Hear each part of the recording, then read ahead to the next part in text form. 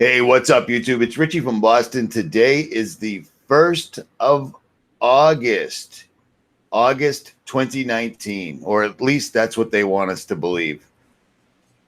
At any rate, we wanted to see if we could possibly do this today with Crrow77 and Jason Lindgren, and it appears thus far it's working. That could change. We could get cut off. I'm not sure. It happened the other night when I started talking about big plastic literally filing lawsuits against humanity in general so they could continue polluting the earth. Because, I mean, that makes perfect sense, doesn't it? And again, I'm wearing a black shirt today, and I'm looking at myself in the camera, and it appears to be purple. That is starting to freak me out. That's been happening for the last several days. At any rate, long story short, I am joined by the second most shadow banned censored YouTube channel in the history of YouTube, Crrow77. Brother, what is up, man? Hey, man, thanks for having me on, Richie. And there's no doubt, man, we are living in time. You know, you and I are about the same age. Had we seen this kind of thing going on in the 70s and 80s, I mean, you tell them there would have been hell to pay. People would not have stood for this type of censorship. Oh, without a doubt. We were talking about this before we went live, and Crow brought up the fact that they wanted to know what books you were checking out in the library. And this was in the 70s, and people lost their minds because of the breach of privacy. And like I was saying before we hit the button, every single platform, whether it's Facebook, whether it's Twitter, anything that people use in mass, the designers, the owners, the coding guys have come out at some point and said, yeah, we knew that this was going to basically destroy the fabric of humanity, but we did it anyway. And they always finish that sentence with, but I don't let my kids use it. and still, you know, we've stolen your information. We've sold your information. We've been breached. We've been hacked. Everybody knows everything about you. People still flood Facebook, Twitter, everything else. It's just no big deal. You know what I'm saying? What do you make of this, man? You know, it's like I was mentioning to you when Jason and I were going to do the AI episodes. I read the first two books published. One was called The Big Nine. The other one was Surveillance Capitalism. Both of those books kept saying things like the boys at Google are good guys. It's just that they're going to ruin humanity. And I was beside myself. How can you know, it's like I said before we came on, if your finger is on the trigger, then you're the problem, you know? It's that simple. It is indeed. It is indeed. And like I said, I can't believe the lack of, I don't know what you would call it, caring. Like, I mean, how do you walk outside? Anybody that's in our age category. I mean, I guess the guys that are under, I don't know, I guess we'll say 20, 25 years old. Maybe they don't ever remember a blue sky, a yellow sun, and a sky where planes didn't play tic-tac-toe every day, and nobody looks up whatsoever at all. And if you bring it up to them, they look at you like, I don't understand what you're saying, so you're an idiot. I run into that constantly. Well, it's a bit ironic, Richie. It's another thing you mentioned right before we went on the air. This is openly admitted now. Weather modification was very openly admitted by China in 2008, right after the Olympics there, where they accidentally caused a blizzard that wreaked havoc. And now here, they've basically admitted what's going on, but yet people still come and they want to argue about things. And I don't even bother anymore. You know, if you want to know things, try a little harder. Well, it's funny too, because the same people that say, well, that's not possible because the government is so inept, they couldn't possibly do this, that, or the other thing. But when they see articles like this, like myself, your subscribers, my subscribers, probably a lot of people check places like physics.org, Live Science, all these different science apps that are out there that are considered mainstream and legitimate. All of them have run the exact article in one way or another that I'm showing you right now, that Harvard scientists are going to begin experimenting with blocking out the sun. And Forbes even kind of went the way we would have by simply recalling a Simpsons episode, because apparently we live in a reality where anything that's going to happen that's going to be catastrophic or harmful to humanity is first shown to us on cartoons now. Because Simpsons, Mr. Burns did indeed do an episode years ago where he blocked out the sun and then forced people to pay to have the God-given right to have son. You know what I'm saying? I mean, it's like we're living in a caricature. I didn't even say that right. Well, we are. I mean, you're hitting it on the head. How in the hell does the creator of a cartoon, and a lowbrow cartoon at that, have all this foresight? Are we to believe that these are just brilliant geniuses? If they are, then why is their content so lowbrow? It's a good point, Richie. And we see all this stuff pre-echoed all the time. And what it really comes down to is, you know, what do the people actually want? That's really what this comes down to. When you're shadow banned and you can show that you have hundreds of thousands of followers, basically what's going on there is some corporation is saying what these hundreds of thousands of people think is right doesn't matter. And I don't know if that's going to fly or not. It remains to be seen whether that will fly or not. But you and I are feeling the push, and I have been literally removed from search terms since the fall of 2017. Last time you and I got together, as you were starting to get kicked in the nuts every day, as was I. Yeah, it's continued to happen. I told you that, you know, suddenly my channel came to a screeching halt, and I watched the numbers. It goes up over 341 a little bit, and then it drops right back down and back up. And I was fortunate enough to wake up one morning, because if you've been on YouTube for any length of time, you always wake up and the first thing you want to check is your email to see what YouTube has decided your fate will be for the day. Yeah. I woke up with no copyright strikes, no guideline strikes. I'm really, really conscious of using copywritten material, music, anything that will get you hit. Right. And they completely, after 10 years on YouTube, they completely and totally demonetized me. No, you know, I'm appealing it, but they're not even bothering to respond. And speaking of that, you and Jason made a movie that is on Vimeo. Right. And I'm going to show that in a moment, but you tried to set me up so I could watch it. I was wrong. I was wrong what I told you, Richie. Jason corrected me last night. You were absolutely, I didn't think you had to be logged in. So, but anyhow, sorry for interrupting. No, it's not a problem. It's not a problem. But you did a movie. What was the name of it completely? Shoot the Moon. Shoot the Moon. Okay, so it's about a 2-hour long movie that's available on Vimeo. I made the critical error of being a paying member. I paid Vimeo yearly for a certain amount of space. I could upload a certain amount of videos. Vimeo was always my fallback. I knew this video would not fly on YouTube, so I'd simply post it to Vimeo. I posted a interview I did with someone that was involved in the documentary Vaxxed, the one that Robert De Niro so courageously turned his back on when he could have actually made a difference. And Vimeo took me down completely. You are banned.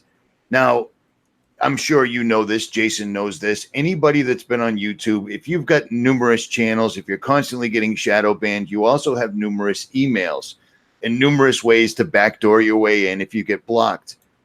Vimeo has completely and totally, I can't log in from my house no matter whose email I use whatsoever at all. They know who it is or whatever, and I couldn't get in.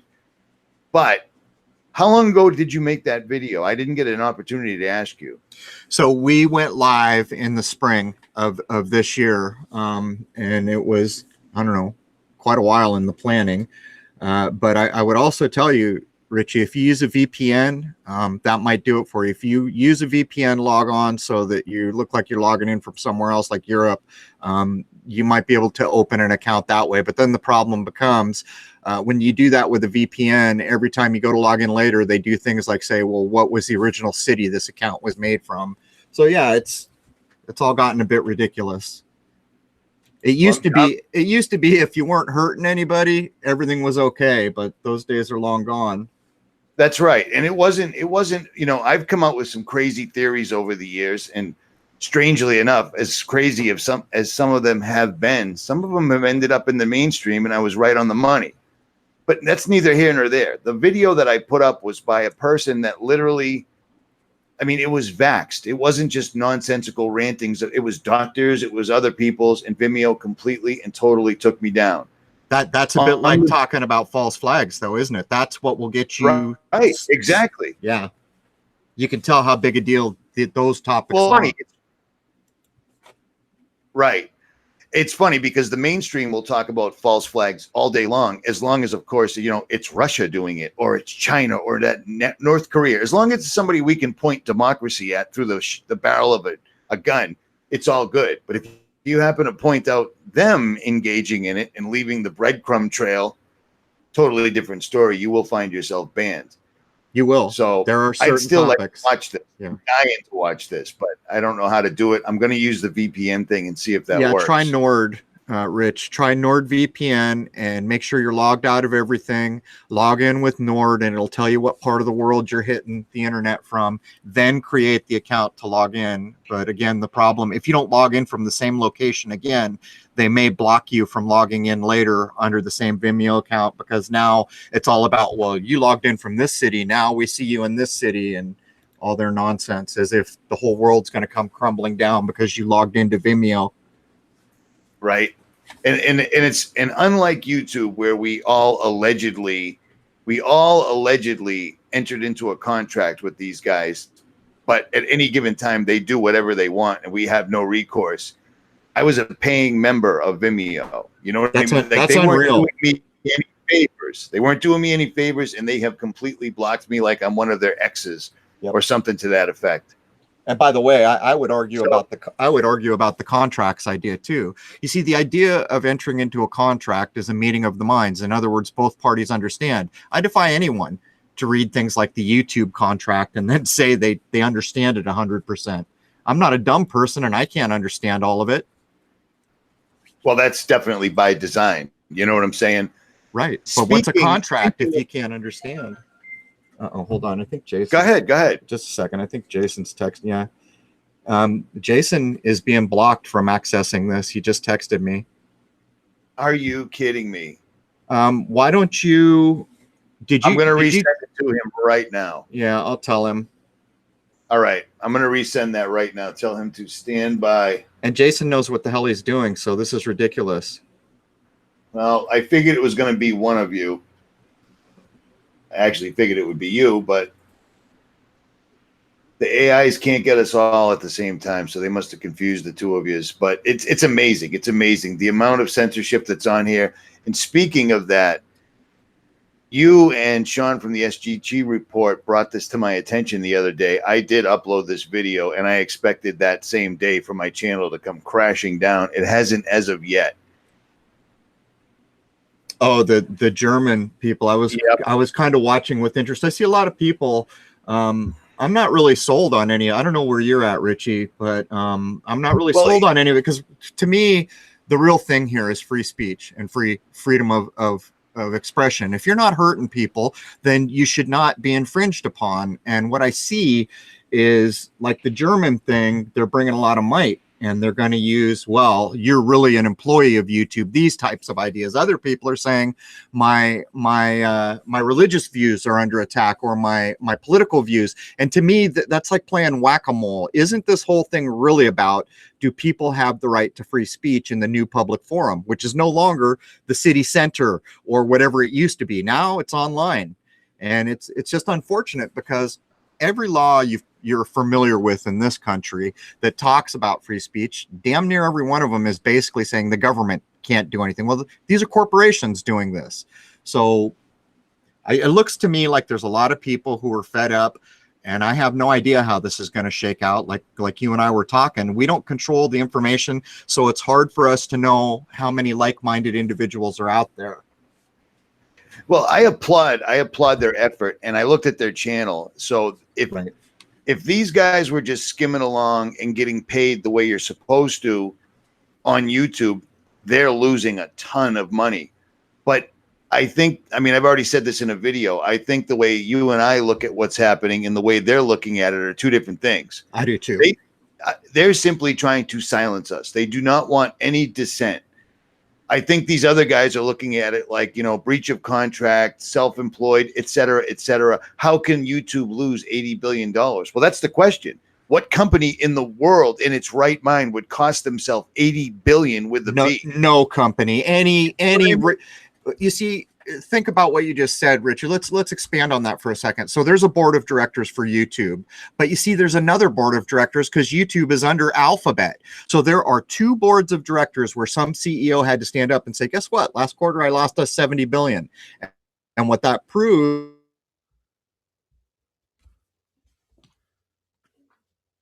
Are you kidding me? Did Jason get in, Richie? I think Crow, we just look. Your audio just completely failed when you said when it proves it went out. Well, okay, Jason, what I was saying, Richie, is what that proves when a CEO says I lost 70 billion is that money doesn't matter anymore. It's about human data collection. That's what they're interested in. And losing 70 billion in a real world, you would lose your job if you're a CEO. And by the way, it's not just that board of directors. Alphabet is the overarching board of directors. Indeed, because I have a hard time believing that anything that any of these monstrous corporations, especially Google, Alphabet, all these guys, they're not interested in money anymore. They've already stolen all the money they possibly can. Anything of value on this planet, they've taken. Yep. We're the ones running around with paper that's backed up by absolutely nothing. They've already got the gold. They've got it all. You know what I mean? Basically, they've got it all. Indeed. Including people's properties. You know what I'm saying? Like, it amazes me that property tax and inheritance tax people didn't get. I mean, you were talking about the 70s when they wanted to look at people's library cards and people revolted. And now there's an inheritance tax. There's property. You can never actually own anything. We're all just renting. So it isn't about the money anymore, in my opinion. I could be wrong. I think you're right, Richie. I think you can demonstrate that. Anyhow, welcome, Jason. Finally, you finally got in, and you actually know what the hell you're doing. I had to reboot everything, reinstall the whole thing. It was just refusing to allow me on, so I had to re-default the whole thing. And anyway, it's all working now. Welcome back, my friends, to the show that never ends. I'm glad you could make it, Jason. Nicholson 1968 is a good friend of mine. He's one of the first people that I know of to get knocked off of YouTube 10 years ago for talking about transhumanism. Wow. And he is very, very, he doesn't want to come on with me anymore because every time he does a live stream with me, just talking about anything, nothing in particular, he gets DDS attacks at his home. And Nicholson is a computer guy, much like Jason. Like he knows exactly what he's doing. And he's like, I don't know if it's coincidence, providence, but every time I come on with you, something terrible happens on my end. So sounds like they've got his number. I guess so. Jason, what's going on, man? Hey, man. Yeah, good to meet you finally. You know, I wanted to back up what you guys were just saying because I was listening for a minute there. And every platform we've been going on, I've been pointing this out, how the money just doesn't matter anymore. Have you noticed that all of the major intellectual properties, they just don't care if they lose money anymore? It's all about shoving the agenda down everyone's throats now. Right. And I don't know if you had the opportunity to hear this or if you were arguing with your computer. Crow and I were talking about how every single, Facebook, Twitter, everybody, the CEO, the main guy that actually did the code in the first place, they were all talking about, yeah, we did this and we kind of knew it was going to destroy the fabric of society, but we did it anyway. I don't let my kids use it. What do you think of that, being an IT guy or somebody familiar with IT? Yeah, that's insane. I know exactly what you're talking about. This is the earlier days when they were getting all this up and going, and apparently them getting paid a good amount of money was worth them selling out their morals and selling out their souls, because look what we have now. Look at the monstrosities. The guys from Facebook early on were saying they knew that this was going to be like a drug, and that's exactly what we see now. People are addicted to this stuff. Facebook's probably the worst, but all these social media platforms, they have geared it in a way to ping your brain repeatedly. And if you don't get that little bit of pleasure, the like or whatever it is you're doing, you're going to stay on it over and over and over again. And what does that translate to? Well, of course, ad money for them. But look what they've done to our society. I mean, especially the young folks, oh my God, they're all walking around with phones in their faces. Well, it's crazy because over the years, I've shown and people have sent me, and we've exposed basically how, let's say that, patents going all the way back to the 60s, where they were working on technology where they could get the flashes of light, the frequencies that come out of the monitors, the computers, the television, to literally put people into a state that's the same thing as hypnosis. We're seeing this. I mean, and you show this to people and they're like, that's crazy, but I got to go finish watching my television program. Exactly. Program, not scheduling. It's programming. They don't hide it. They don't care. And it's working phenomenally. That's absolutely correct. Now, here's the thing. The flicker rates were bad enough back with the old CRT tubes, but just think about the massive refresh rates we have with 4K, 5K monitors. Like I'm sitting in front of a really nice, pretty much top of the line 5K Retina screen on my Apple.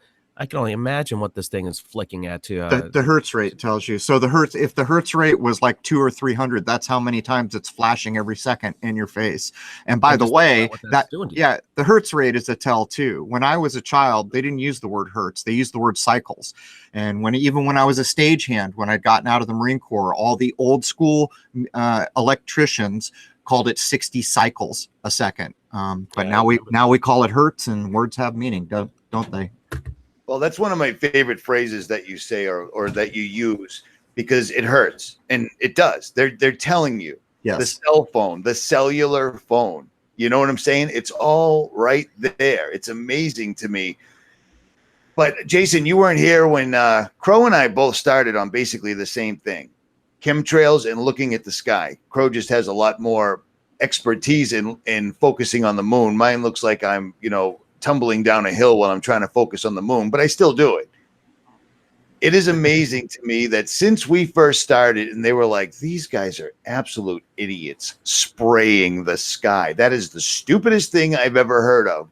Well, since we spoke last time, Harvard University, every science magazine, you can find dozens of companies like the one I'm showing right now, which is oddly enough called Nephilah. It's just missing the M for the giants.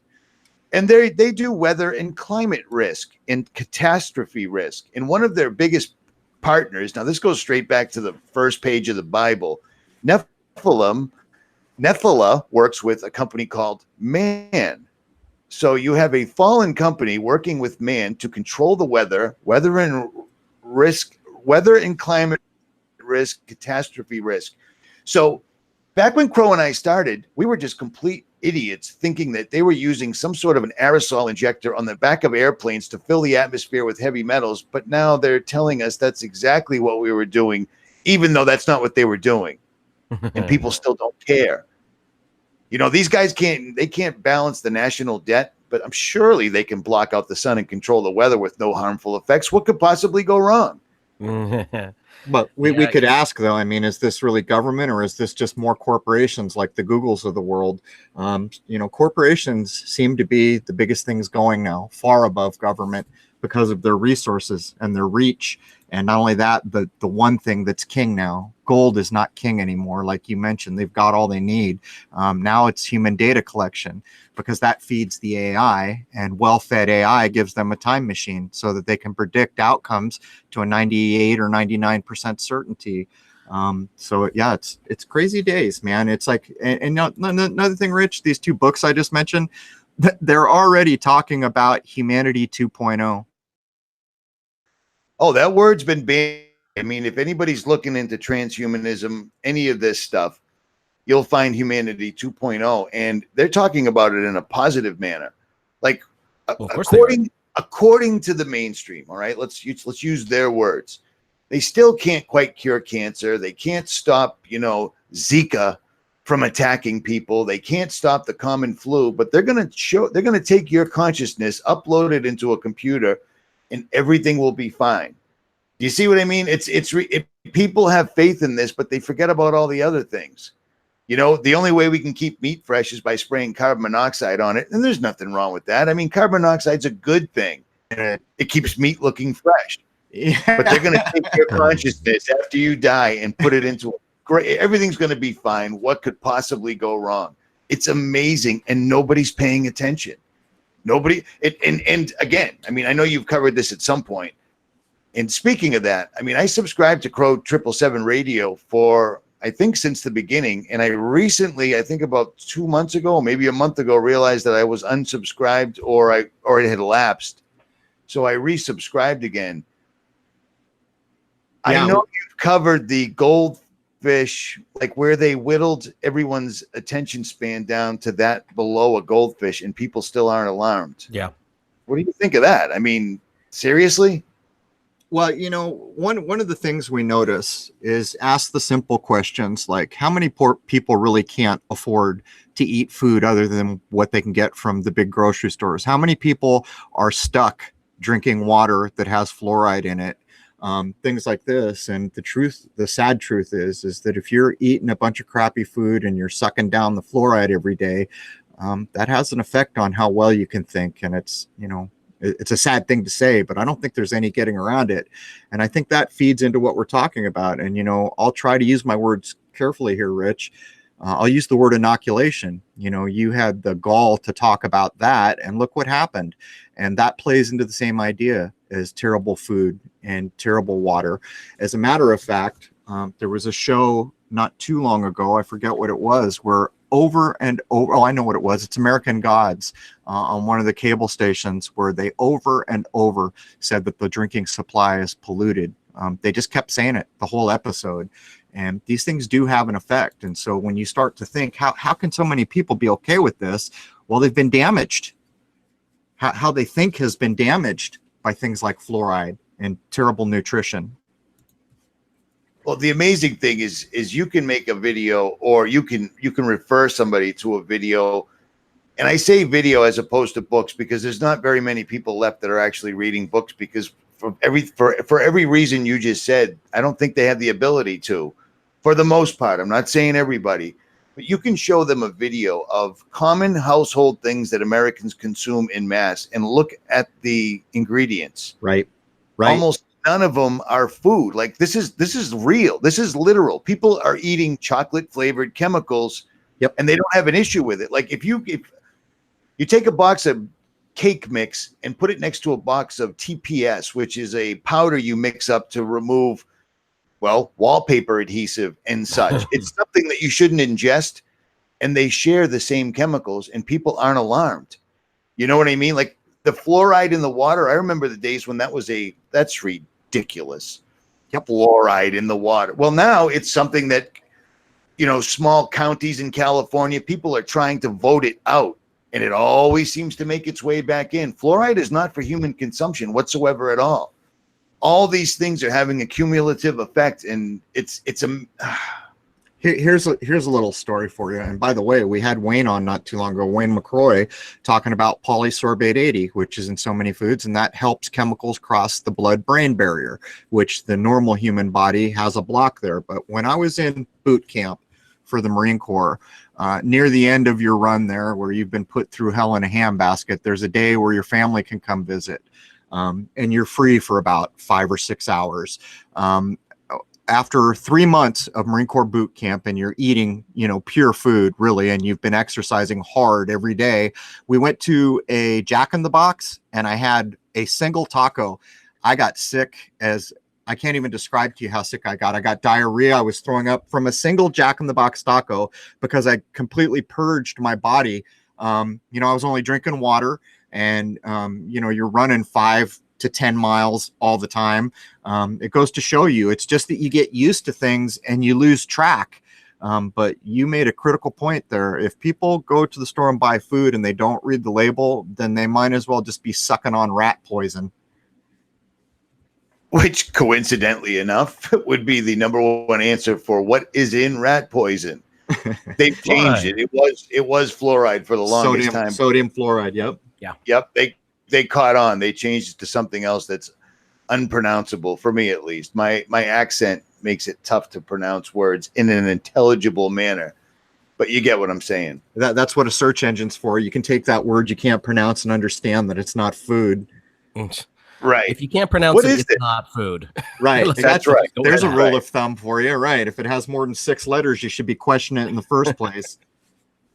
It's amazing how they've waited and waited and waited. The greatest generation is dying off. In the old days, it used to be oral tradition. That was everything. That was absolutely everything. And now with Alzheimer's and ADHD and all these other strange maladies that have popped up, we don't have our elderly people are just put in a warehouse and you know, hopefully grandma doesn't forget who she is and wander away. They've done exponentially well breaking down society, and they seem to just be waiting us out. That's a key point, Richie. And the truth is that here in the United States, we never really had culture in the way culture used to be. In the Western world, our culture is primarily, we like some TV shows and we watch movies. That's primarily our culture, and that's a lot different than some of the older places. Like when I was in the Marine Corps, I was in South Korea, and I started thinking about that. Food is such a big part of the South Korean culture, to the point where it's even color coded. When you get a meal in Korea, if you see all the right colors, you know you've got a balanced meal. And not only that, being organic, all these things are a big deal. And I began to question, you know, how easy will it be for anyone to come in and upset their much more healthy diet? And I'm waiting to see, I wonder.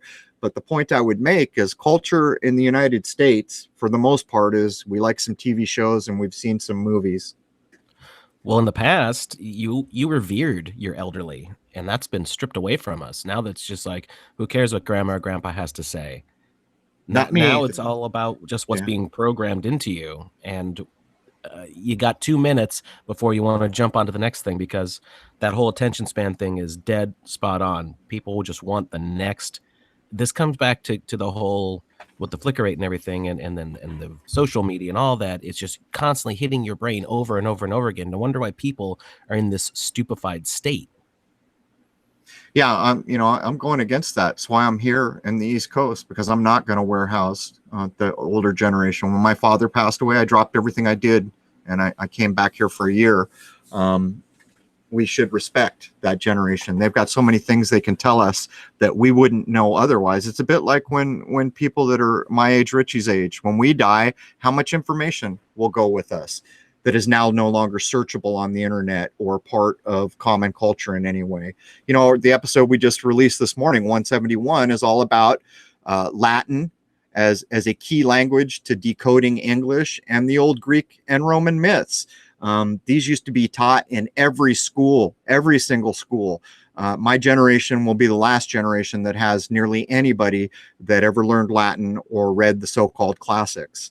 And what's one of the most important things we got out of that, Crow? They've already done the newspeak thing to the English language. Two words we went over in that episode, where the literal capability to express that does not exist in the English language, but it was all over the place in Latin. Right. And you know, the people who were speaking Latin had a key part in forming the English that we now have. So there's no way you can make the argument they didn't realize, because in the language that they were using before English started being put together, just from a sentence, you could tell whether you were talking to a male or a female, if it was a lower stratus of society, a more important person, or a supposed royal person, whatever the hell that means. All this information embedded in these older languages. We have none of that in English. And as a matter of fact, we use all kinds of words that people really have no idea what they're saying, which is why Latin's important. If you understand Latin, you can take apart the root, the suffix, or the prefix of a word and understand what that word means. So if you're a person who thinks it's important to think that the words have meaning, there's your key. Your key is basically Latin, and there's other ones too. We have a little bit of German, and English is a mishmash, but the big key is Latin. There it is. Well, when you talk about other countries having a much more rich history and tradition, I don't think the United States was ever supposed to. I think the United States is right where they wanted it. They wanted, I mean, me too. Speaking of older generations, you and I were both in the military. The Marines wouldn't take me. I didn't have a diploma, but it's all good. Back in the day, my grandfathers were both in World War II, and they did not want to go to war. My father was in Vietnam, and they didn't want to go to war. People now, with the American war machine and our spreading of democracy absolutely everywhere, people are dying to go to war. They want to shoot them a skinny. They want to shoot a Haji. You know what I mean? Like until they learn, changed, right? Man. And that's exactly what the programming and the video games. Halo. Say that again. The Halo effect. Yep, indeed. That's a perfect word for it. Everyone, why are video games so violent? Well, I'm not asking anymore. It all makes sense. You know what I'm saying? The same reason why there's so much police brutality and etc. If you train your police officers with Mossad agents and you dress them up as tactical warriors, guess what they're going to become? You know what I mean? If you make it look like the public is the enemy, we're going to have a war zone. It's brilliant. It's the entire agenda is brilliant. And all of us knew that this day would come where they were going to just start quietly or loudly shutting us down. And we're here. The aberration of culture by the powers that be. You know, it always reminds me of that. One of those very early memes before memes became so silly, showed Barney Fife, and then it showed a modern SWAT officer and asked the simple question, how'd we go from here to here? And that's a salient point. How did we go? You know, here in the little town I'm in, they're not even sure how they're going to pay for trash pickup. Every police officer has a brand new vehicle, every one of them, and they can't even pay for trash pickup. So it goes to show what's going on here. Yeah, but where's that money coming from to pay? Well, that's the thing. Federal government. Right. Yeah, they don't give a damn exactly. if you can't pick up your trash, but they'll give you money from the state or the feds to make sure that your cops look like basically Halo warriors and that they have the newest police vehicles and the fire to some degree too. But to some degree, they've broken the firemen's unions. It's not the same in every city. I know Richie's in Boston, so that's a little different than a lot of cities. Boston is unique in certain ways with union and other things, but the police unions up to this point, it's almost like they're afraid to mess with them yet. But all the other unions, there's no room for things like that anymore. You know, I read a report that said at the height of the power of the United States, there were 30% of workers were in unions. And I'm not being pro-union or not pro-union. I'm just stating that diversity is important. And so it was only 37%, but that was the peak power of the United States. And I know Richie knows damn well, especially growing up in Boston, where you can walk down the street and understand that in the early 1900s, they were building these beautiful buildings out of marble and stone. And all of a sudden, all that, you know, what about the churches, Richie, in Boston and where I am? Some of those things are mind-bogglingly beautiful. But what do we get now? Nothing even close. It's all been dismantled. How do you go from 1900s building beautiful things to where we find ourselves now? How do you do that? Well, I think they gave up on all this beautiful construction because they know that we're almost at the end. They're almost ready to switch gears. And in my estimation, the new America will probably be China, which is why they sent all their industry there, because Sure. it's easier and it's cheaper. And it's communist. They snap their fingers. Right. They get what they want. So it's crazy. It's crazy. They just removed, Richie, and that's a guy, the president of that place plays the 9/11 game. His name is XI. But anyhow, that guy just had all term limits removed. So now I don't know whether you call it a dictatorship or communist or both or whatever, but I'm just pointing that out. So that has also changed as China has gotten basically everything the world needs made. Now, for those that didn't just catch that reference, the IXXI is 9/11. It's always right there, right in front of your face. That was something that, like I said, Nicholson brought up.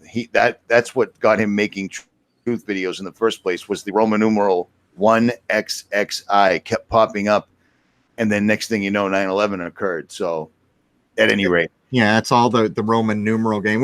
I was recently looking at Roman numerals. They haven't told us the truth about those. They haven't, they're claiming in one instance, when you're reading about supposed ancient Rome, they're claiming every letter in the alphabet has a numeric value. Well, that's not what we see in Roman numerals, is it? Just food for thought. I haven't really had time to look at it too closely, but there's tons of letters which we haven't been told a numeric value for. Jason? Well, I have not studied Latin like Crrow has, and he's about to get back into it. So I might have to try and find some time myself to be able to understand this better, because let me tell you, it gets harder and harder to keep doing these shows week after week where we're really trying our best to be groundbreaking and doing stuff that other people are not, which means we're always upping the game. We're always trying to push harder and harder and harder to dig things up. And the one thing we've definitely found, that just about everything leads back to Rome. And Rome, of course, used Latin, and they've done their best to obscure that. Again, that's another thing we went over with this new episode. Latin seems to be the key to a whole lot of stuff, and understanding that should help us understand, how can I word it? should help us to understand the truer nature of what we are, because the languages we're using now and everything that we're doing now has been stripped down and, well, I guess dumbed down, probably a better way to put it, right?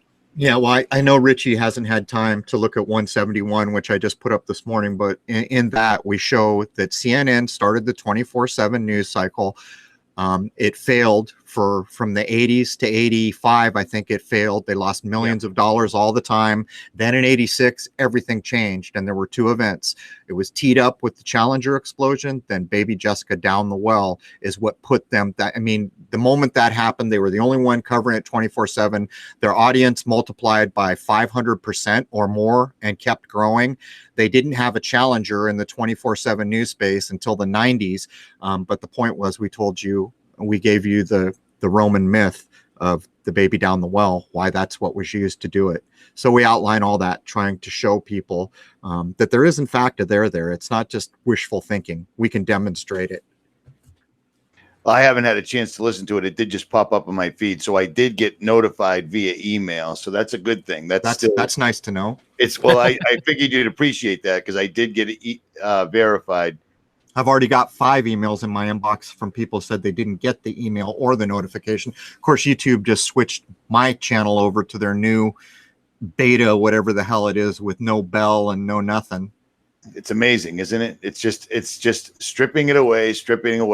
And that was and with these guys right here, I mean, like I said, I jumped on board. I figured I was going to lose my channel for copying their video, but at least they're doing something, because I don't want to go down without a fight. I tried to get people to get together a couple of years ago when this first started happening, specifically to you and I, and people weren't interested as of yet. You know what I'm saying? Because nobody wants to rock the boat to get the ire of Google pointed at them. Right. But it was coming anyways.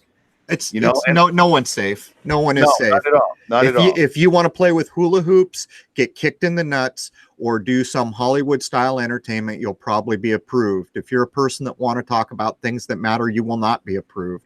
There's no room for truth in this world, in this inverted world. Truth is a no-no. Well, let me see if we can switch gears just a touch. I know you guys covered this last week a little bit, but I listened to your show and I wanted to ask you specifically this right here, the Area 51, Storm Area 51, that is in the news every single solitary day on every channel, Associated Press. Everybody is pushing the Storm Area 51 meme. In my point of view, this entire thing is going to give them, because it's going to fall in September. They love September. This entire thing is going to give them the ability to say, do you see what happens when we give these jerks free speech? Yep. Look what they did. They organized and they attacked a military base, and they have ruined national security. We have to pull the plug, because this is ludicrous. Everyone listening, and all three of us can completely agree. If you have information they don't want out, they easily shut it down with no two ways about it. We can prove it. Here is being pushed. Yeah. It's even being sponsored by Arby's, Budweiser. No big deal. Tells you what you need to know right there, doesn't it, Richie? You know what I mean? I don't know how they're going to dress it. I don't know how they're going to set this entire thing up. I mean, is this going to be exactly like the movie Independence Day, where a bunch of Winnebago storm Area 51 and find the aliens? I mean, because that's what happened. Because we live in a place now where everything that we've seen in movies growing up turns into our reality. Have we really become so dim-witted that people could actually be talked into storming a freaking military base, or basically a military base? There's a reason that China, Russia, other countries don't do it, even though it's all just nonsense. But nobody storms a military base because, well, it's a military base, and it's not in a very hospitable area. I've been there. You're driving for 100 miles before you see anything other than the white camo dudes ghosting you in their pickup trucks. But every single day it's in the news, every single day. Well, that tells you what you need to know. Anything, it was on Facebook. It quickly had 1 million retweets or reposts, whatever they call it. That tells you it's approved content.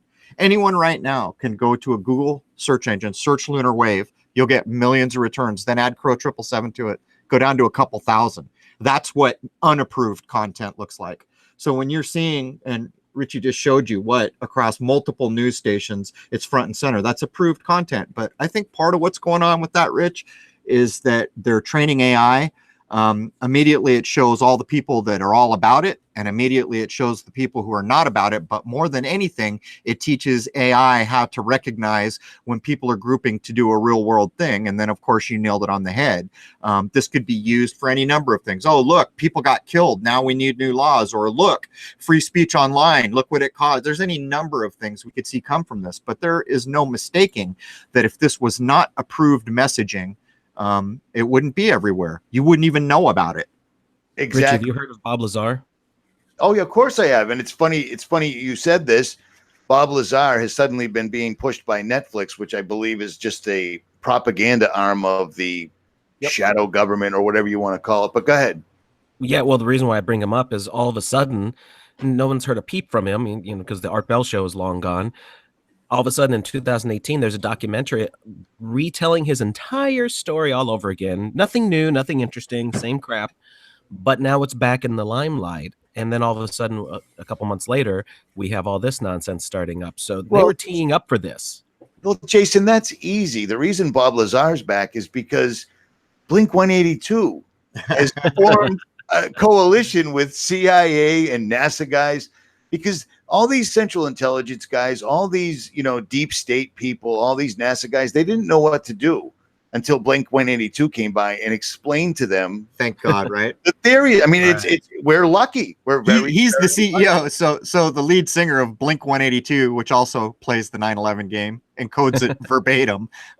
He's the CEO of people with PhDs and all these, you know, operatives and CIA. It's a bit much, man. Yeah, that's a bit much. Guy that's calling and not only that, they've been around for 5 years now. What have they ever disclosed? The biggest thing they did was some press release in, I don't know, 2017 or 18 or something. I forget. Doesn't Stephen Greer about every 6 weeks release a new statement about disclosures coming next week? And it never does. He does. It's a joke. That guy's a trip. It should be hashtag crap. There's your keyword. Well, the only reason I bring it up is I can't believe the amount of traction. It doesn't die off. It doesn't go away. Every day somebody's sponsoring it. Like this just shows the ridiculousness of America. Other countries are looking at us. I mean, I get emails from all over the world often, not like some, you know, at any rate, from Russia going, dude, do you guys understand what they're doing to you? And it's like, yeah, some of us get it. Some of us get it, but they're all shaking their head. Like these people don't even understand that they're openly, for all intents and purposes, plotting a revolution against the United States military on social media. And do you not think the military is paying attention? Like, does nobody get that this is a limited hangout, that this is a honeypot, that this will not end well? You know what I'm saying? Like Arby's, the worst food in the world, is sponsoring this. That should be a hint. Well, not only that, you know, people ask, well, why don't the government do something? You know, they're supposed to be sticking up for the citizens. Well, I'll tell you something. There's 9 companies that created the AI beast, and it's encoded in the new term that came to be not too long ago called G Mafia. And those companies that are making the humanity 2.0 with artificial intelligence are Google, IBM, Alibaba, that's in China, Microsoft, Facebook, Amazon, Tencent, that's in China, Apple, and Baidu, that's in China. So 3 of those are in China. All of it came from Silicon Valley. And so things like the military that want to have access to AI, guess what? They're going to get it from Google, or they're going to get it from one of these other companies that are the premier driving force in artificial intelligence. And this is well documented now, but what most people don't understand is the claim currently is, and I did a lot of research on this, that China's AI is way ahead of us because they can collect all the data they want in a communist regime. And I kind of laugh at that as if they're not doing it here. But the point is, it's in your face. And as a matter of fact, social ratings from shows like Black Mirror are already rolled out in places like Rongchen and other cities in China, and they've already ported it into Australia. So the communist kind of social engineering, social rating system has already made it into Darwin. That's a poke in your eye, showing you the evolution of AI in your part of the world. And I think it's Sydney that's lined up for next. So this is all real. But the point I'm making is the military relies on these places for the cutting edge technology. So Everybody's sleeping with everybody here, and the people losing are us. The only difference that I can see from when I was 10 years old, which would be 41 years ago, to now, the difference between democracy, quote unquote democracy, and quote unquote communism is people that live in a democracy eat really bad food. Other than that, it's all the same. It's all the same. You know what I'm saying? That's pretty funny, man. And it's not really arguable. It's true. It's true. You look at people in other countries, they're not, I mean, Right. When we were kids, once in a while, you'd meet somebody that was mentally handicapped, we'll call it. Once in a while. Now it's just every single solitary day. We're the number one country with children under 6 that are medicated. Everybody. I mean, you can't stand in a room without seeing several incredibly obese people. And I understand that the food, when you're eating chemicals, that's what it does. It's been designed to make you fat, sluggish, and just not really care. And it's working splendiferously. It sure is. I have a good friend in Lithuania. Say that again, Jason. I have a good friend in Lithuania that I talk to fairly regularly, and she and I have had like really like these conversations. Like she knows that I know what's going on, but like people over in Europe, they can't believe the way things are. Like the negative. I've asked her repeatedly over the years that I've known her, how do people view Americans and all that? And it's just, you know, they think we're militaristic. I mean, they think that we eat breakfast with a gun and everything we eat is crap, and that we just have no idea about anything in what the rest of the world is like, that we're walled off in our own little egotistical world. Now, she doesn't think that because she's extremely intelligent, open-minded, and she's actually a very good artist. But I look at like the pictures she puts up from her art exhibitions and things like that, and everyone's thin for the most part. You know, I mean, sure, you have some elderly folks that have a little bit of weight on them, but for the most part, they're all slim and trim, and they all look healthy. Because I've asked her, she's from a village, and they all cook fresh food and all that. Now, I've asked her where she lives now in Vilnius, which is one of the main cities. They have what they just call American food. Those have infiltrated and are there, but that's not something you would ever consume on a regular basis, and most people don't want it. You know what I mean? Yeah, but part of the sad truth here is whatever can happen to us here in the home of the supposed free and the brave, get ready. What you see happening to us, it's coming your way. Don't be deluded. And, you know, yeah, I could understand how people in Europe might think, what the hell are those Americans doing? But what they don't understand is there's a lot of us that are not down with any of this. Look what Richie does 24/7. Look what you and I do 24/7. So, yeah, we're doing what we can. But the main point here is whatever happens to America, other places are not far behind us once it happens here. Well, I know we don't really like the term, but I think it's applicable here where they call it a new world order, although I think an old world order is probably more accurate. I agree. It's just like the statue, the engraving in Washington says it might be new, but it's nothing new, something to that effect. But the New World Order meme has been around since before I was born. And, you know, deep state, shadow state, all that, it's all the same at the end of the day. Let me see if I've got about a dozen or 24 really good questions for you guys. You guys want to field one of these? These are from the subscribers. Sure. Yeah. Okay, check this out. Richie, I have a question for your guest. It's kind of related to the quote-unquote flat Earth. Accepting the flat Earth theory as fact, can you explain to me how it is that a flat Earth sits below a firmament with stars and star constellations that move around above the Earth below? I can understand how the sun and moon would rotate around the sky below the fixed firmament. Yet that does not explain how the star constellations rotate in a predictable fashion within what is supposed to be a fixed firmament. Venus, for example, is a morning star at certain times of the year. Then for a brief few months becomes an evening star. If there is no outer space with planets and other galaxies out there creating the differing night skies, then how do you explain what must be movement within the firmament of these not of the Earth bodies? And that's from someone named Kit Wolf. Well, Yeah, I would add that first of all, he understands or she understands enough that they don't need to be asking me stuff. The truth of it is we can't explain these things yet. We can't even show you an accurate map of the world, but we know that there's a lie going on. But I'll take it a step further. As I begin to track back, I want to know, where did this lie start? It starts with Galileo. It starts with the Vatican, and it starts with the placing of Easter. That's how the equinox nonsense got all messed up. That's how the calendars got messed up. That's the starting point. So the timeline wants us to believe that that's roughly 1620. I don't accept that timeline. I don't accept the date is today what we're told it is. It's a bit like the Matrix. You think it's 1999, but it's closer to 2199. Who the hell knows? But the point I would make is what you laid down shows you're paying attention.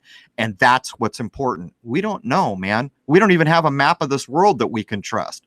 We're learning all these things, but to understand that you've been lied to, that's where we are right now.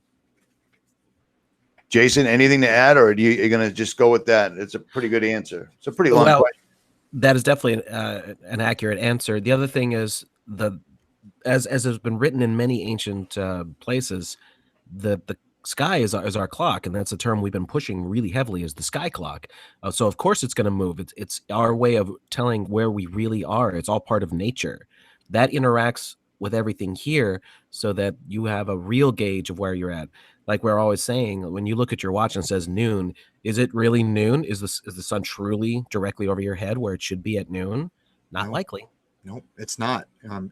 Solar noon, the true noon, is not when your clock or your cell phone tells you it's noon. It might get lucky once or twice a year, but 90-some% of the time when you're told it's noon, it's not noon. There's only one noon in the real world, in God's creation, in this perfect thing called nature, and that is when the sun is at its apex for the day. That is noon.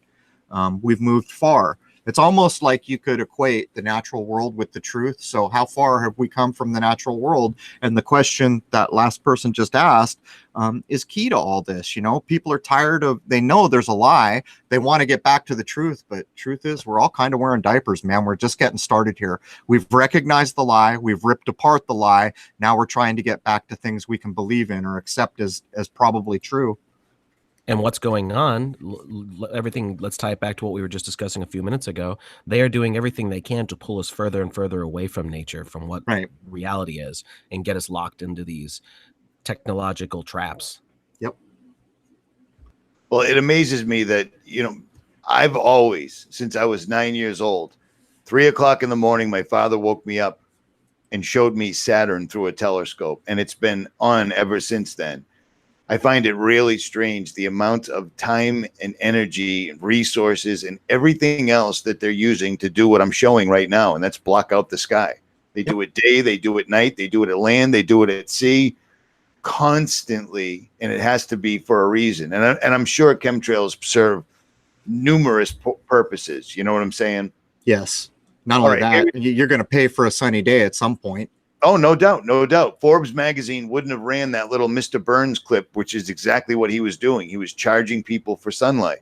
I can see that coming down the pike, no problem. And they're conditioning people to accept it. Like, oh, global warming. People spit that term out so quickly, it's insane. Even though the guy that invented the Weather Channel, there wasn't a Weather Channel before he showed up, said this is completely false. Just FYI. Yep. They just simply silence. They take away the funding. If you want to talk about anything other than global warming, we don't have any money for you. It's funny when you take people's money away, what they'll do. When you hear anything over and over and over, you should immediately treat it as suspect. That's just repetition. Say it until they believe it, basically. I believe a guy that was on the cover of Time magazine once said that. Keep repeating a lie. As long as it's big enough, they'll believe it. Yeah, that sounds familiar. One of Hitler's guys or something like that. I'm showing you right now. This is a search for a video I made by title, The Moon Coming Out of a Portal, Richie from Boston. This is what the return is. It's some sort of a video game, and then some guy called Science Man Dan apparently responding to me, even though I don't know who he is. But this is what a research result looks like when you put the exact title in. And I don't show up at all, which is, 250,000 views. Yeah, just goes to show you what's approved, what's not. That's right. All right, let's one more here. I know it's hot, but how do you know, or can you know, if there are or can be some kinds of plasma known to science that can be cold. This person's asking if there is a cold plasma, and I actually found one that they're using in food preservation, because why wouldn't you want some sort of a scientifically invented cold plasma squirted all over your food? You got to keep those GMOs, fresh somehow. But do you believe this is accurate, the atmospheric cold plasma this guy's talking about? I haven't looked at it. Like when I do an episode, I usually do a week or two of research. So I haven't looked at this directly, but I'll add this. I have said for a long time that from my point of view, the moon is a luminary. And I base this on the oldest text that I've ever had. But in my way of thinking, and what apparently a lot of very old authors thought, was that the moon was electric, and the sun was basically the idea of male and electric, and the moon feminine and magnetic, which is the daughter of electricity. And plasma may play into that if you've been studying plasma, the idea of electricity and magnetism. But to be honest with you, I would have to look carefully at this to see if I think it's acceptable. But clearly there's a lot of technology out there that the general public has no access to. Well, that's a good enough answer, and it's a good reason too. Not being able to research for a couple of weeks. That was the only reason I asked if I could ask you the questions. If you can answer them comfortably, have at it. If not, it's no big deal. I'm going to give you one more real quick, and this is a really, really long question, so I apologize, but I'm going to pull out one line of it and call it a day. This person's asking this is from Jared K. Actually, it's YGA Fee. I don't know what that means, but whatever. What other geocentric models might be viable if it's not the domed Earth or infinite plane? You have any input on that? Well, I mean, that's kind of the same question in the same vein as the first one. If we don't have an accurate map that we can accept of our world to start with, these questions that you're asking become very difficult to answer in any other than kind of I've got an idea, so I'll make a hypothesis and then try to see if there's any reality here. That's kind of where we are. But think about this. If you look at every high school in America, there's a Mercator projection map on the wall. Take that Mercator projection, and you're told that it looks that way because they're taking a round globe and flattening it out. That's the claim. That's why Greenland and everything is way too big. That's why the time you get down to Antarctica, everything is the size of it is said to be infinite using that model. But nonetheless, we've all been told, here's what the world looks like. It's a Mercator projection. Go look up a Gall-Peters, go look up a Peters, look at all the projections, and you'll see none of them are the same. This problem should have went away the first time someone looked back from outer space and took a picture of the world. That's what it looks like. And yet we still have this nonsense going on. And what this tells us is that we don't really even understand probably what the shape of the continent we're sitting on is. Not to the point where we can accept it and believe in it, certainly. And if that is true, then is it possible there are land masses we don't know anything about? And I think that's very likely. What's more valuable than land, right? There's only so much of it. It's not easy to make more land. You can't make significant amounts of more land. So these are the things. And so all I can say is there's a lot we don't know right now, but we certainly know that we've been lied to heavily. Well, there's something I've been speculating about for a while now, and I've said this to Crow multiple times. They're just blowing through resources, like the major industries and everything, like there's no limit. Yep. And it makes me wonder, so do they know something we don't? Is there more stuff somewhere that they're like, well, it doesn't matter if we pull all this stuff out of the ground or we use all this, that, or the other thing, because we know there's tons more over here, here, and here. But the way these industries act, it's like, oh, you can make anything you want and throw everything away and just make masses of garbage or whatever. Like, it doesn't matter. And that's the way they're behaving. And that does make me wonder, are they just selfish? Is it just that they're interested in turning a profit and that's it? Or do they know something we don't, and they know that there's more available to them at least, so it doesn't matter what they do? Well, the idea of alchemy would suggest the precursor to what we call science now would suggest that nothing can be made that can't be transmuted into what it originally was or something else. Maybe there's idea. I think about that when I think about the chemtrailing, because you start thinking, man, what are these guys doing? What if this gets out of hand? What if they do so much damage? And then I start thinking of the old alchemists' ideas where anything that exists in this system can be transmuted one thing into another. And I'm not saying I know the answer. I don't. It's all very scary to see people spraying crap in the air, aluminum and other things, barium, strontium. But who knows what they think. When you see how much plastic crap comes out of China and all that plastic crap is wrapped in plastic, you got to wonder, man, what is there, an endless resources somewhere we don't know about? See, what you just brought up with the plastic, I just hit on that at the tail end of a live stream and literally lost my live stream mid-sentence. I was showing an article that Yahoo News actually showed me, which was unusual because it was like pro-humanity. So usually I don't expect that from any of these servers. And it was talking about how big plastic companies are fighting tooth and nail to continue polluting. When we were kids, if you bought something, it came in a bag or a wrapper or a small box. If you buy anything now, and specifically from Amazon, it's not uncommon for it to come in 3 boxes. Right. And it's wrapped in unbelievably indestructible plastic with all these other things wrapped Peanuts. up in it. Yeah. Think about what Admiral Byrd is alleged to have said about the Antarctic, how it had more resources and every other thing, and how no one's allowed to go near it. The number one question people send me in emails is, if these guys are destroying the planet, wouldn't that destroy them? And it's like, I think where we are, there has to be another spot, because it looks like they're just maliciously destroying everything. Every river in the United States has a nuclear power plant or whatever those are, dumping contaminants into it. The ocean is dying. I mean, the ocean's completely dying. You mentioned horseshoe crabs in your last, in one of your podcasts recently, or one of the older ones, but I just heard you talking about horseshoe crabs and how they come back in related to the alignment of the stars, etc. Yep. We have a beach over here that when I was a kid walking with my grandfather, he'd like, hey, watch where you step. You don't want to step on the spine of one of these guys. They're all over the place. I hadn't seen one for 30 years until I saw one the other day, and it was a singular, as opposed to so many that you had to watch your step.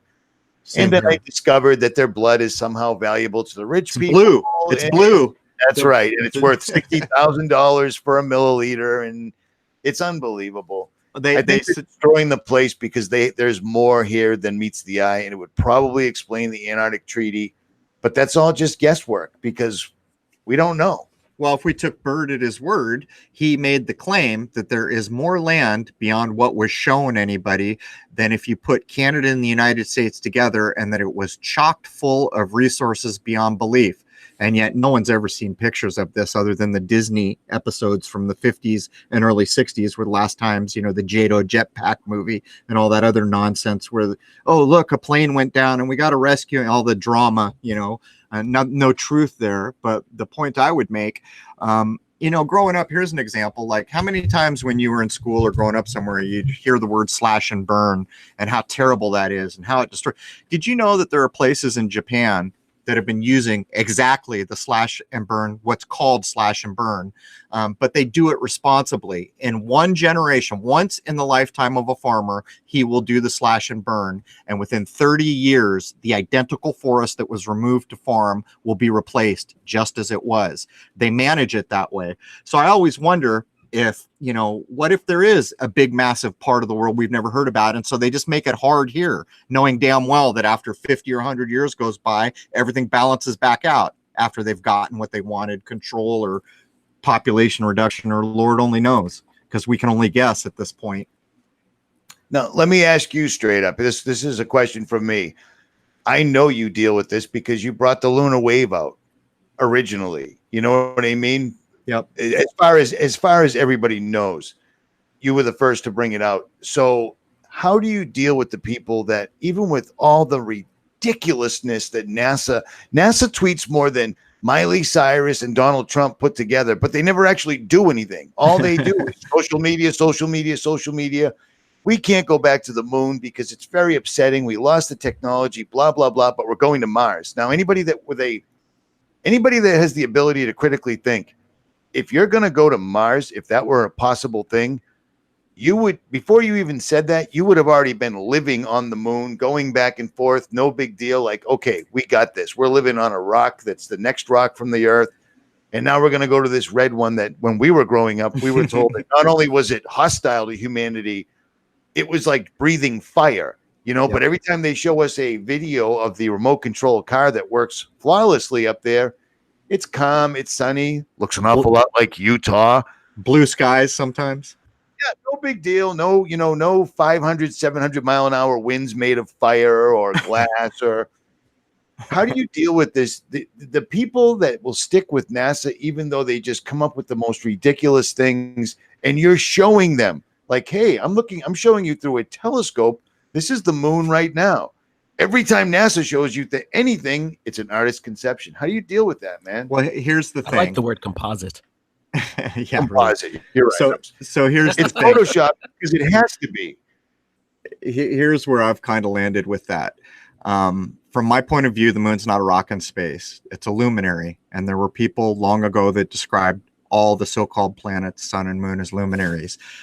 If that is correct, and it's what I currently accept, that doesn't make it real, but it's currently what I think is most likely, then I have unleashed a truth with that footage. And truth needs no defense.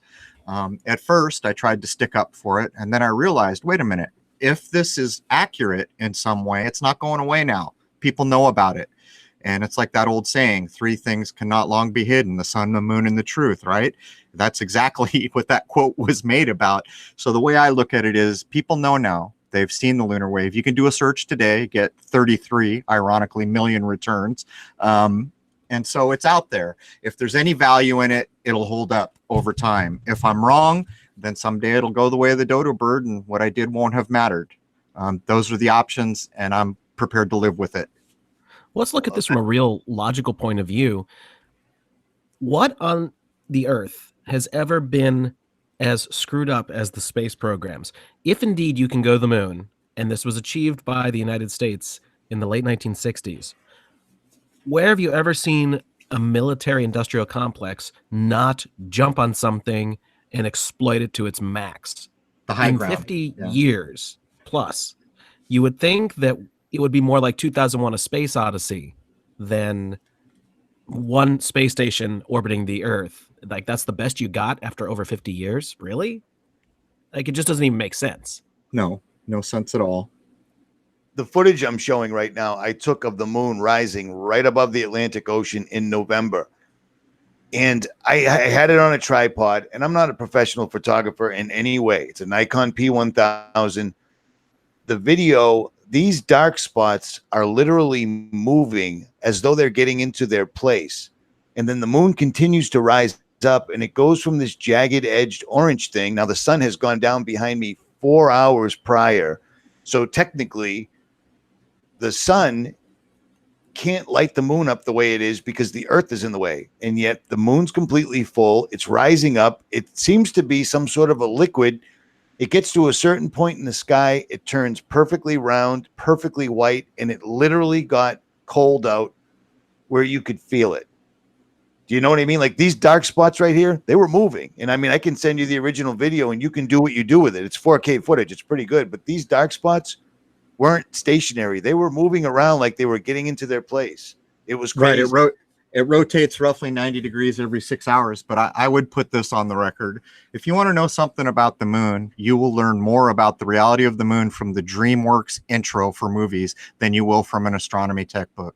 That's where I'm coming from. Explain that. Good one. So when you see a DreamWorks movie, there's a lot of things going on. And I know some people may think this is far-fetched, but what you've got to realize, I was a stagehand for years. When you look at a stage, every single thing that you can see from the audience was put there for you to see. Everything they didn't want you to see is not on the stage. It's stage right, stage left, backstage. That's no different than when you're watching a film. Everything in frame was carefully put there for you to see. The DreamWorks intro shows the moon, and you're all cool, there's the moon. And all of a sudden, a bobber lands in water, and you say, oh, that's not the moon. That's a reflection of the moon. That's key. That goes back many thousands of years using the moon as an example to human beings to illustrate illusion. So you saw it, you thought it was the moon, the bobber landed in the water, and you were fooled. It's not the moon, it's a reflection of the moon. So then they go up the little fishing string to the little boy sitting on the crescent moon up there fishing for souls. And then the crescent moon turns into D, which is the 4th letter of our alphabet, which always stands for death, 4 and 44. Now you know something important about the moon. And you just learned something about the moon that you will never read in any astronomy textbook, just to make the point. And I would even go so far as that if you pay attention to every film, TV show, commercial, or anything that ever shows you the moon, you will know infinitely more true things about the moon than if you read a textbook. That's where I'm coming from. Think Steven Spielberg might know a thing or two? Yeah, you think one of the richest men in the world might know something about something? Maybe. Oh, that's a conspiracy. Come on, fellas. Let's stay Dream. real. Let's take it a step further. DreamWorks. Who's in the dream here? Exactly.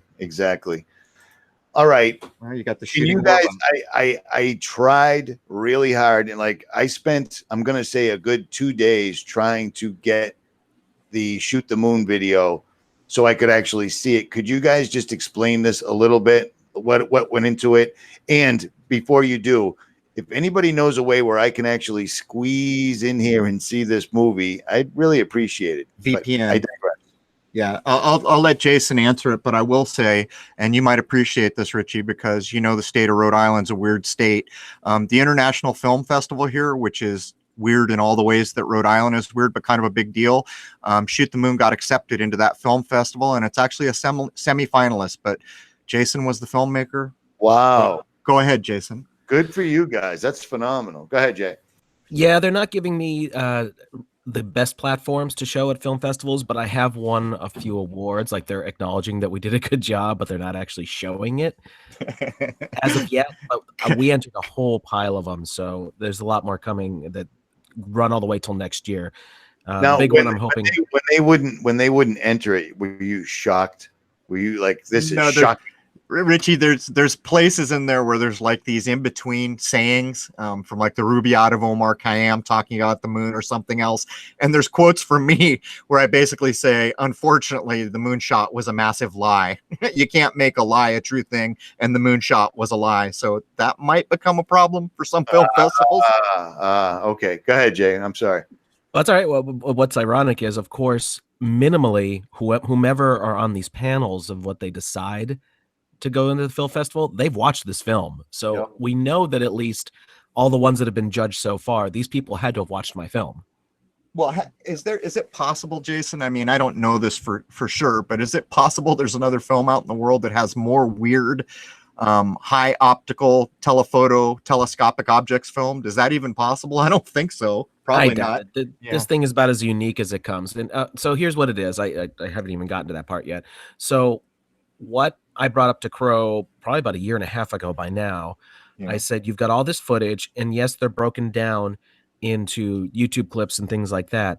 But what about putting it all in one place? We run them at the maximum resolution we possibly can get out of them, and then you explain things plus everything that we have done since then. And what was ironic was, at first I was wondering if I was going to have enough space to even make it a feature, which is 90 minutes.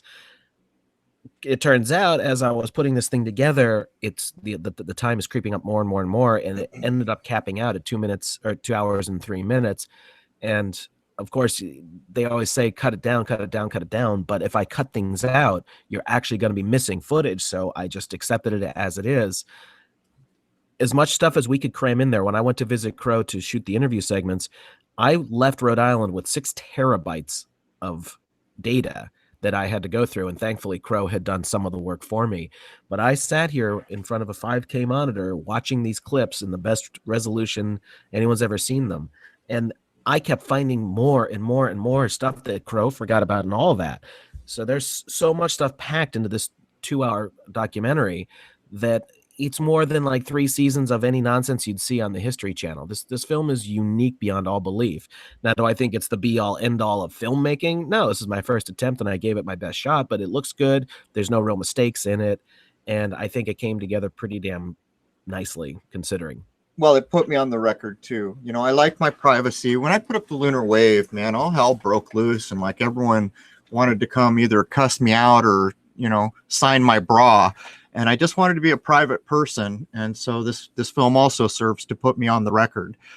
There's large interview segments of me in I don't know, almost 200-year-old single room library that we were allowed to film in. And so it puts me on the record. So people can't argue that I'm not a real human being or something. It's just that I don't want to be famous or well, you know, that's not the point here. I'm just a guy. So are these signed bras available? Well, you know, now that you bring it up, and since censorship is so hard, I think I am going to start selling signed bras. So if anyone wants a Crrow77 signed bra, nice, seriously, nice. I expect one in the mail soon. Well, now, the other cool thing we did for this. Go ahead, I'm listening. Oh, sorry. The other cool thing we did for this was there's an entirely unique soundtrack. So all of this footage is to classical music that is completely original and written for this film. I have a friend named Brett who is a dual doctorate music professor here in Louisiana, and he wrote all this original stuff. And the intro and outro music are well-known classical pieces, but we did our own takes. And since I'm an audio engineer, this was easy. We just recorded everything and then I mixed it in my studio and into the film it went. So there's all this unique original music. Incredible music. Yeah. Wow.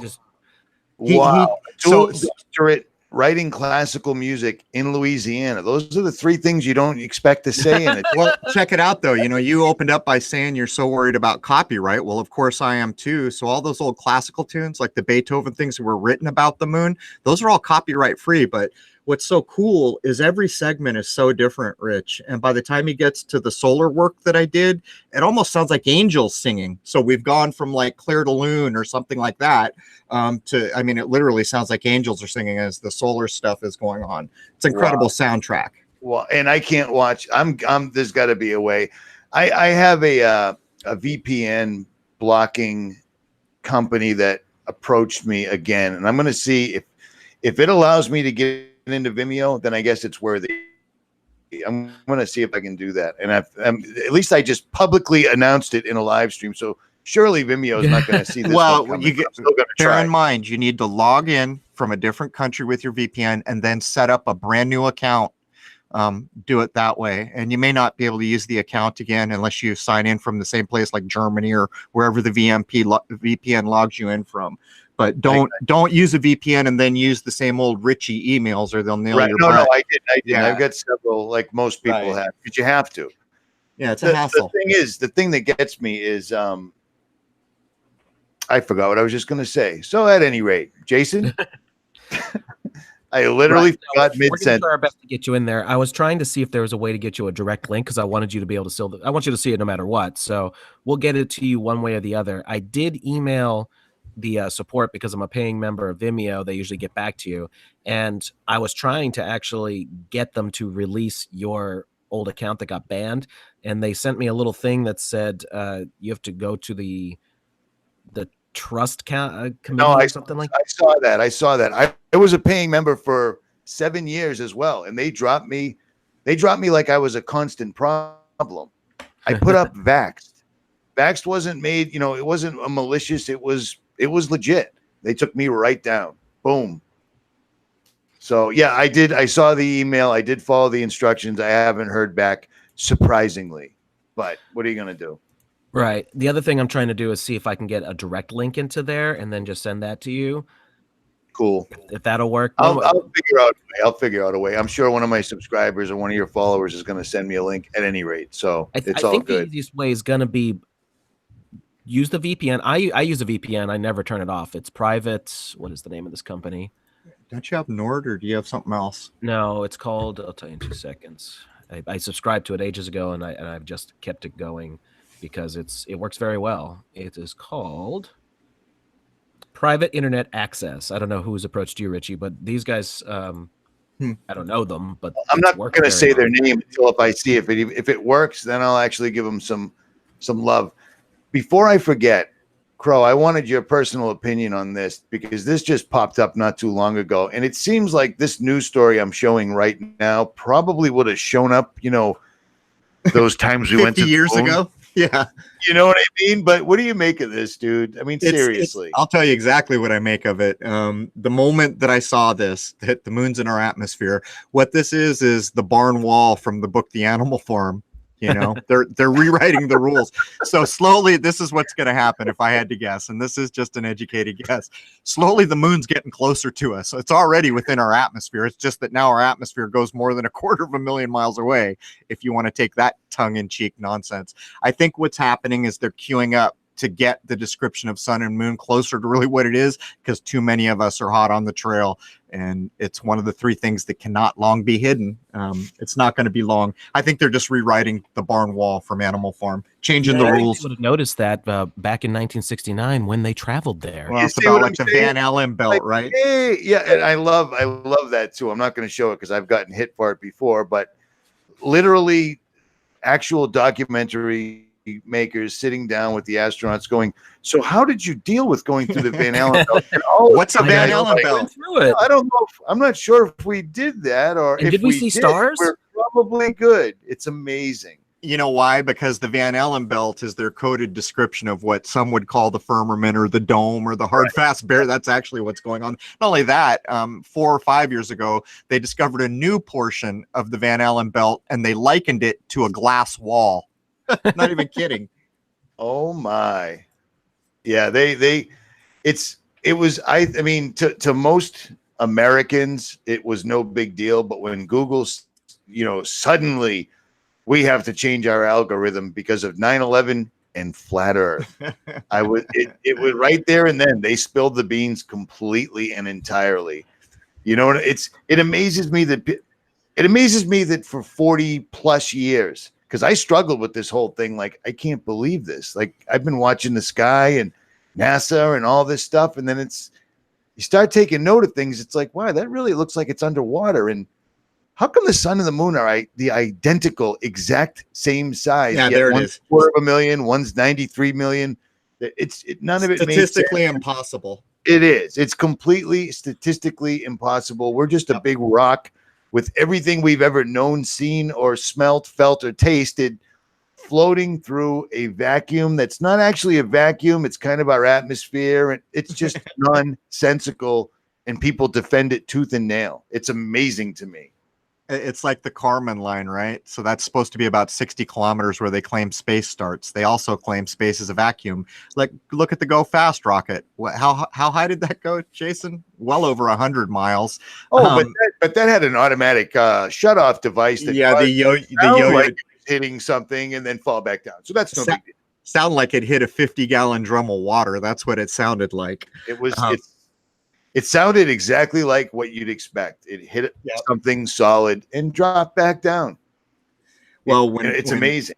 When Brian Mullen was still around before his livelihood got threatened for challenging our reality, he did calculations on that footage. When the things fall back away from hitting a stationary object and the things fell away, and he said that the speed of those things falling proves that it hit something hard, fast boundary. All right, guys, we've gone for over an hour and a half. Do either of you have anything pressing or anything you really want to put out there? We can tell people where to find us. We can talk about where you can find the film if you're interested. But other than that, I think we're good. Thanks for having us on. There will be links to Crrow77 Radio, which I am a member. That's my primary, Richie. I'm getting ready to prepare for the worst at YouTube. Okay, so everybody is. Everybody is. Even though I'm Crrow77 on YouTube, Crrow77radio.com is where we maintain free speech. And of course, Shoot the Moon is the film that Jason made covering over 5 years of my telescope work. That can be found on Vimeo on demand. If you have any trouble, you can email Jason and he'll give you his contact information. Sweet. And all of that will be in the comment sections pinned below. Anybody needs to get a hold of Crrow, shoot me an email and I'll forward it to him. If he wants to talk to you, it's all good because, some people do get a little wacky. So we have to be careful when we can. rjcjr10@yahoo.com. Jason, Crrow, I really appreciate your time. I'm glad this has all worked out so far. All of us could be scrubbed off the internet by 3:00 in the afternoon, but thus far it has worked. And I appreciate your time, especially at 11 a.m. in the morning. No worries, man. Thanks for having us. And by the way, even if they scrub the content, you and I will still exist in this world. That's it. Jason, I'm really glad you had a chance to jump in here. And we're going to continue seeing what happens with the Germans in the fight against YouTube. So, by the way, there's two people I would love to recommend, and if you're interested in having them on, we can make that contact for you. And that would be Wayne McCroy and Matt Landman, two people whose work I'm totally behind, and I know Crow is. I've had Matt. I've had Matt on a couple of times, and he hit me up, and then he disappeared because he does that. He walks around out in the mountains like Jim Morrison. He's the hardest working activist you'll ever meet. That's it. He definitely is. No, I put Frankenskies up a couple of years ago now, I think. Right. But yeah, awesome. I know Matt. The other guy, Wayne, yeah, definitely. I heard him on your show the other day. He's great, man. He's 171. The one I put up this morning has him, and this show kills. I'm still waiting to see if it survives online, but whether it does or not, it'll survive at Crrow777radio.com because that's my private property. So well, how about this? I'll trade you an ex-NASA employee for 12 years for Wayne. How's that? Hey man, just say the words. We're happy. We're happy to pass them over. Wayne, I back what Wayne does all day long. He was a researcher before he met me, and he adopted many of the things we cover. And now he's par excellence. And he does not miss the number game or anything else. I believe that's the one you said. Get this man a hatchet. There it is. All right, gentlemen. Everybody in the chat, I really appreciate everyone's time. Like this and share this, even though it's not going to go anywhere. Let's try it anyways. Jason, Crow, I appreciate your time, and I will talk to you sooner than later. Richie from Boston, Crrow77, Jay Lindgren, we are out. I hope I said your last name right. Cheers. Later, guys.